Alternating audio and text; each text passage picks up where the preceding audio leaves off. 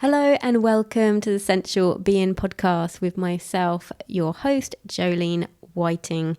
I have been a pole dance teacher for nearly 20 years. I'm also a yoga instructor, and my favourite pastimes are connecting to my own sensuality, connecting with the world, and connecting with animals as well. In this podcast, you'll find new and inventive ways of how you see yourself, connecting yourself with others, and also how you see and view the world around you. In this episode today, we give ourselves a kickstart on actually launching forward with any new ideas that we have. We want to ditch the comparison that we have to other people and allow our uniqueness to drive us forwards. Hello, you wonderful, wonderful sensual being, and thank you so much for joining me again today. Or maybe you're joining first for the first time. In that case, welcome as well to the Sensual Being podcast.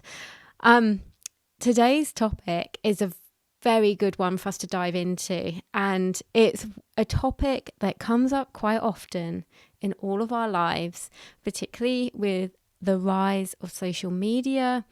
We are going to be talking about comparison versus moving. When I talk about moving, I mean just taking steps towards the things in your life that you want to ignite. And sometimes we can be just paralyzed by comparison. And you know, you are not alone in feeling this, because I feel it too. And like I say, with things particularly like social media, it was one thing when I was growing up to be comparing to people who were in magazines and on television. That was where a lot of my comparison really came from. But now we are comparing more so to each other's lives. That was still a thing when I was growing up. So-and-so's got this, I want it too, But now we are comparing not only to those who are in our lives, like who we actually interact with on a daily basis in the physical, but we are also comparing our lives to those who maybe we've never even met and they don't know who we are. And when you think about that, it's quite stalkerish. The fact that you follow somebody on social media is very stalker-like. It's very obsessive. And it can really lead into obsessive behaviors as well. So just something to plant that seed, the play on words there, following, and it's a bit stalkerish. You've got to think about these sort of tendencies within ourselves. They're not actually healthy ones, but we are doing them without actually realizing. And it's coming back with a lot of comparison and a lot of paralysis through comparison. We sort of think, oh, well, I was going to do that, but now I don't think I'm good enough. This is very common, even if it's happening on a subconscious level and you think, oh, well, I never really thought about it like that. But actually, I get all inspired. I go on social media and I look through a few accounts and all of a sudden I'm not as inspired anymore. Sometimes this is the truth and sometimes this happens, not all the time, but I'm trying to break it down to see if we can reflect on how we are feeling when we show up online and how we are feeling about what we are seeing. And it's all very well to focus on only following those who light you up, which is brilliant. But what you can find is that I found this before, particularly before doing the podcast. I think I would have started the podcast earlier had I have unfollowed a load of other podcast people and not been so, I'd say, over-inspired in the fact that I went into comparison to my podcast, which wasn't even born yet, to then thinking I can't do it because it's not like theirs. And of course it's not like theirs. It hadn't even existed yet. You can see how this comparison trap can really play a number in our own minds. And it's remembering as well why we compare and want to fit in and not rock the boat. Things like this can stem back personally for me, from my school days particularly. I was bullied a lot at school. And so if I could find a way of fitting in, I felt safe. And who doesn't want to feel safe? We want to feel safe. As human beings, feeling safe is survival. So when you bring it back to those sort of basic feelings, it's obvious. Yeah, okay, I get why I compare, and I don't want to rock the boat, and I don't want to be judged. I want to feel safe. And that's all well and good. But it's knowing where you can think, well, actually, it's fine. I won't feel unsafe. Even if people don't like what I'm doing, that's okay too. So long as you can come back to like why you are doing something, that will ignite you and keep you going forwards, because we can even be paralyzed by comparison to those that we love around us, you know. So it's just remembering it goes both ways. It's not just a negative comparison. It can be a positive comparison, and yet it does the negative effect of making you want to go, I'm not good enough. I'm not as good as them, and they're amazing. I think they're great. You know, you're not comparing to someone who's horrible. You're comparing to maybe a friend of yours, and you can get taken down by that in an inward way. So I just wonder, what would the world be like if we weren't bothered about comparison? Oh my gosh, that would be incredible. And a few insights I've had lately, particularly from teaching pole. Now, some of my students love filming themselves and putting that online, and it's beautiful to see. And it's very interesting to see what goes up online compared to what actually happens in the class, because they don't film the entire class. But when you're learning something, you can be all over the place. And that's fine, because you're learning something. And it's okay even once you've learned it to be all over the place. We're human beings, you know. But when you see something online and you see that person, you're like, wow, they're so good all the time. And it's so funny, because in the classes, every now and again we have the conversations that it's like, oh, you don't see me putting this online. Did you see me nearly fall over then? Oh my gosh. You know, and people don't see that. They just see the end result, the polished result. And also I was having a chat with a friend of mine as well, who runs gatherings and circles and meditations. She's a lot like me in the sense of she used to plan, but now she doesn't. She has a rough idea what she's going to do, but because she's an intuitive, and I am too, and to be fair, we all are, if we allow ourselves to tap in and surrender to it. So it's not just me and her, it's all of us. We are intuitive. But when you lead from that place, you can't plan. And it can feel really unnerving to think, I haven't planned for this. And you see other people doing like lesson plans. I mean, to be fair, I do plan for my pole classes, but I also plan regressions, adaptations, progressions. So whilst I have a base of what I'm going to teach, it could go in a few different directions depending on who is in the class and also how they're showing up that day. So there's an element of planning, particularly when it's physical. But when it comes to intuitive stuff, I do plan a lot less. I have like maybe an intention, and then everything that comes through what I say on the day is because it's intention set, and it's feeling what needs to be said at the time, but you can't feel that until you're in it. So you can have this real kind of almost imposter syndrome of thinking, oh, well, I'm not good enough to do this because I haven't planned this yet, and so always plans their stuff. And it can feel really like you're doing something not right, but actually that's not the case at all, because once you've done it, you're like, oh, well, that was great, And I remember, like, for example, my first yoga class I ever taught, I had 5 sheets of A4 paper in front of me because I was nervous beforehand, and the more nervous I am, the more I prepare, which is a brilliant tactic to have. I love that about myself. And I found out I didn't need most of those sheets. I didn't need them. I was trying to not only remember the sequences, which I always do like to have written down in front of me, just in case my mind goes and I forget what I'm doing next.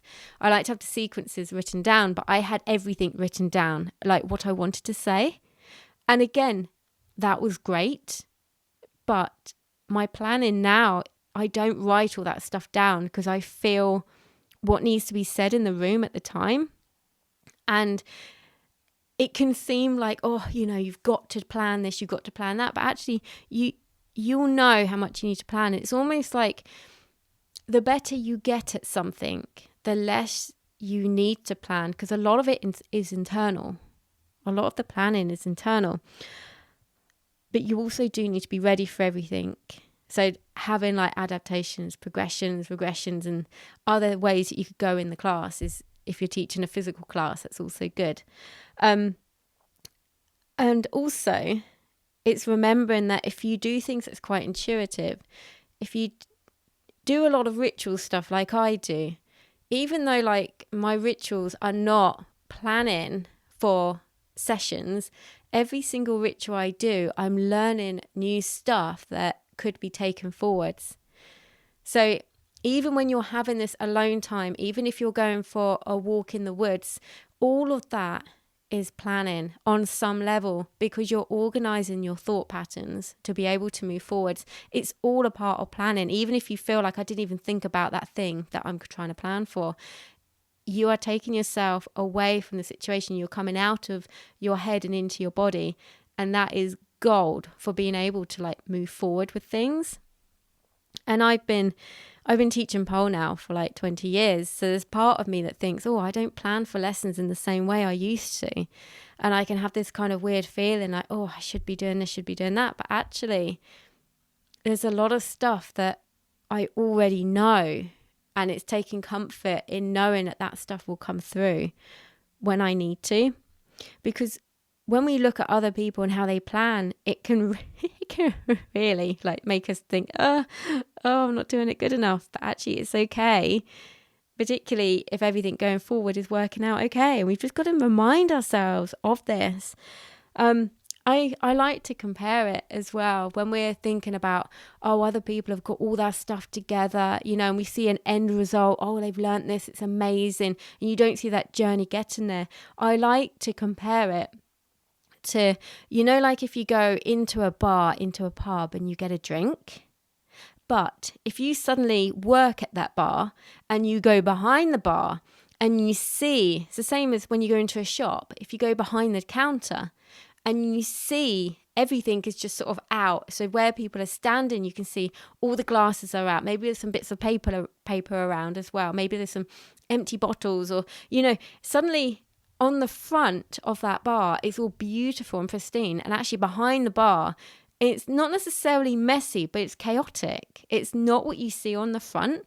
And it's remembering that if you are somebody who is doing something, you've got to remember that you need to be in that like kind of messiness or chaoticness, however you want to put it. It's a bit like if I'm putting together some choreography and then I'm doing it for a show, or I'm doing it and performing it for the students, and then they're going to learn it. What they see as the end result is not how it started. It can sometimes start on a scrappy bit of paper, and I hear like an intro to a song and I'm like, oh my gosh, oh, that would be really good. And I just scribble it down. And then I think, oh, I've got all these gaps in what I'm going to do. And I'm thinking, oh, I don't know what to put in there. And then I just start like backfilling like a load of moves. And then I think, okay, well, I'm going to go and try it on the pole. Oh yeah, I think I've kind of got it. But what I'll do is I'll video myself doing it. I'm not like dressed in heels or anything. I'm just in a pair of leggings and I'm holding this bit of paper and I'm going round to the music and I'm trying to do a spin and, oh yeah, that's what's on the paper next.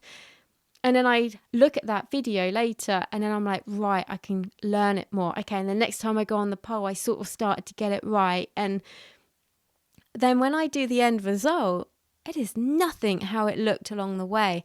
And sometimes we can be trapped in that feeling. It's a bit like when you watch show jumpers on TV, or if you go and actually watch them and they're jumping these horses over magnificent fences. The horses are so like pristine and they look beautiful and they were clean.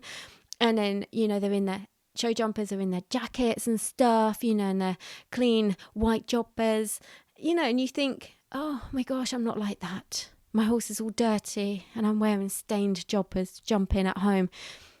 And that's what they're like too when they're at home. But we compare ourselves to the end result, which is the worst thing to compare to. We should just get out of this comparison trap, because it's like the bar. when it's all nice on the front, but it's messy behind, but it's organized, it's happening, it's working, and you can't have one without the other. You have to be in that process of being able to let go and surrender to that path of learning. And it's a bit like when you read a book and you're like, I'd love to write a book. Oh, I'd love it to be like this, but this book is amazing. That book was not amazing. Whatever that book is, was not amazing when it started. To start with, it was a blank page, nothing there. Then when it did start, that first draft is not what you're reading. And it's to be okay in that state of learning, in creation. It's not supposed to be perfect. And I don't like the word perfect.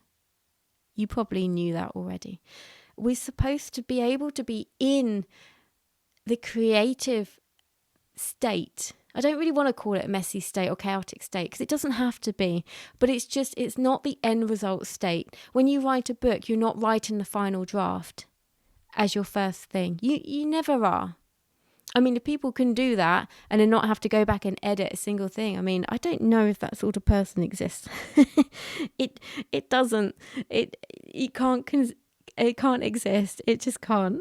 And this comes to sex as well. Like, if you are somebody who watches porn and then you think, I mean, it's scary to think that young people now are growing up watching that and thinking that's what sex is. That is not what sex is. I mean, yeah, I'm not saying you can't do it, but it's not what it is. Sex, generally, even if it is fast and passionate and raw, you have those times when you are like slower or connecting, But if you watch that on a porno, you probably think it's boring. But when you're actually doing it, it's completely different. And you get so much more from it. And then when you do go into like that passion, fast, like sex type of activity, you're more connected. But what you don't see that in porn. And we have got, again, to remember not to compare to that because it's not real. It is not real. And it's just so important to remember that we all start somewhere. People who have, like, for example, written a book and got a book out there into the world, to start a new one, particularly if that one happened to be like their first book ever and it became a bestseller, I think that's got to be the most paralyzing thing ever, because you get paralyzed by your own comparison then, wouldn't you? What about if my next book isn't good enough? What about if no one likes it?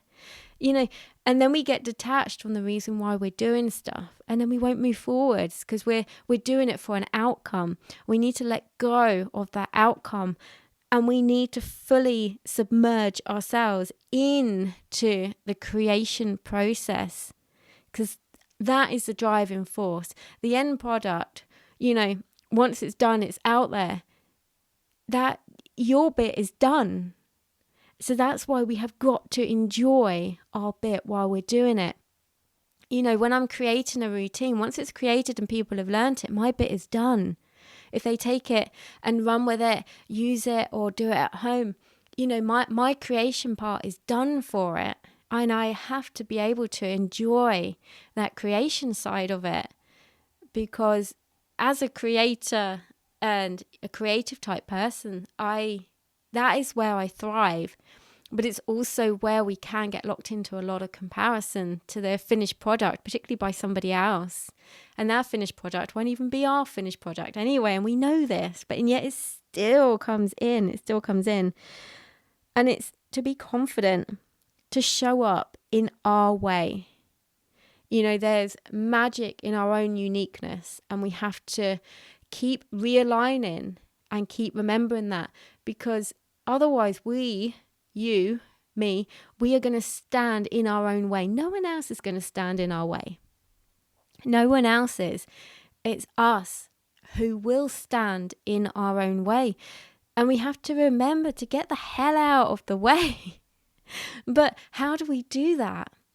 The way I find to do that is something I mentioned earlier, and I've mentioned it before on the podcast because it's so, so important. But we need to get out of our head and into our body. That is what we've got to do. All these, thinking has its place and its time, and that's brilliant. But we need to be able to move. Even if that's not necessarily moving with what you're thinking about, you're just moving. So maybe dancing, exercise, shake the body, go for a walk. Get out of your head and into your body is the most important thing. And you'll find that all these ideas, inspirational, you'll start to correlate through your thoughts, and you'll be able to think more clearly. They say, go for a walk, clear your head. It's right there. It's right there. That is getting out of your head and into your body to be able to move forwards.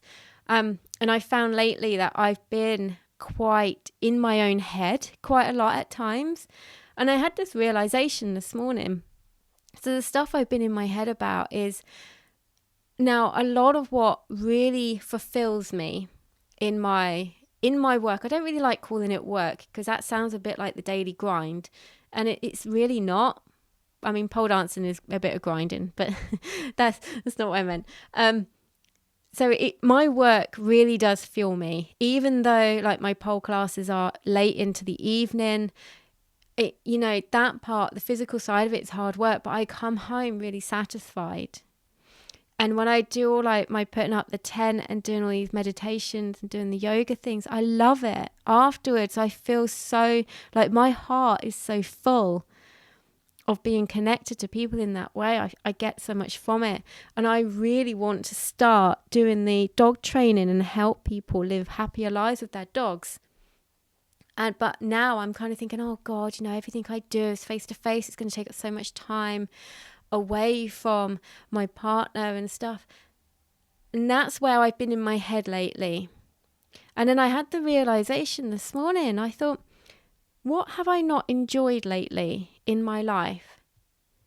And the only things I could work it out to be was the times I was in my head and not in my body, and thinking and planning in my head that I wasn't going to be happy doing X, Y, and Z because I'm taking time away spending with my partner, with my loved ones and stuff, and doing the things I want to do. And then I actually just had this realization that if I can just let that stuff go, I'll be absolutely fine. And so I'm telling you this stuff because it's true for me as well. It's true for all of us. And there might be sometimes some things that I talk about that you think, oh yeah, I've really struggled with that. And then there'd be other things that you think, nah, that doesn't really get to me. And that's the beauty of life. Not everything I say to you, you have to take on. But I'm just hoping that I will give you insights or clarity or ways of thinking about things that maybe you hadn't thought of, or maybe you wouldn't let yourself think about because you think, oh no, that's just silly. But actually hearing it from someone else, it gives you permission to feel it and accept it or move on from it. And I find that's so important.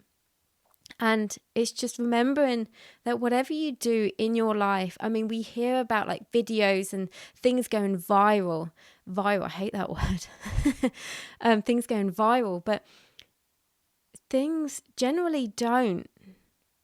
Things take a long time to build. I've been teaching pole nearly 20 years. My classes have gone up and down through the years, and I would always try and give a new venue at least a year to try and make it work.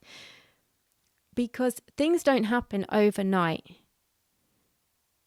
We have to remember that things can be a slow burn. You show up every day, showing up in the way that you want to do. There's something, I've forgotten what it's called, but a lot of podcasts only last for like 7 episodes is what they say is the average. And I think I'm sitting here doing, this is maybe 60 something. I don't know, full episodes. Plus I've done all the intentions, which is another 60 on top. So it's like I've done over 100 episodes in less than a year and a half. I only had a handful of people listen to the first one to start with. But it's trusting that everything has got to start somewhere. And if we compare to things that are like moving forward, like if you want to start a podcast, definitely do it. And if you want to start a podcast, don't compare it to mine. because I've been going like a year, nearly a year and a half. So there is no comparison. And even if we've been going the same amount of time or started the same point, yours will be different because it's yours. You show up in your way. And it's so, so important to remember that, and remember things are allowed to grow. I mean, trees, for example, if we didn't have patience, if trees didn't have patience, we wouldn't have trees. They take years to grow, years and years. And if you plant a tree now, in your lifetime, I doubt you'll ever sit under it. Not as a beautiful big tree. Because they take years. And it's having the respect for the journey, the respect for ourselves, and the encouragement and willingness to show up in our way. Our way is so important. And I love sharing the world with you because you show up your way. Whether I know you or not, you have an impact on the world. And that, I just can't get over just how beautiful that is. That is so beautiful and so true. So please take that bit on if you take nothing else on. Show up your way because you are wonderful and unique exactly as you are. And so am I.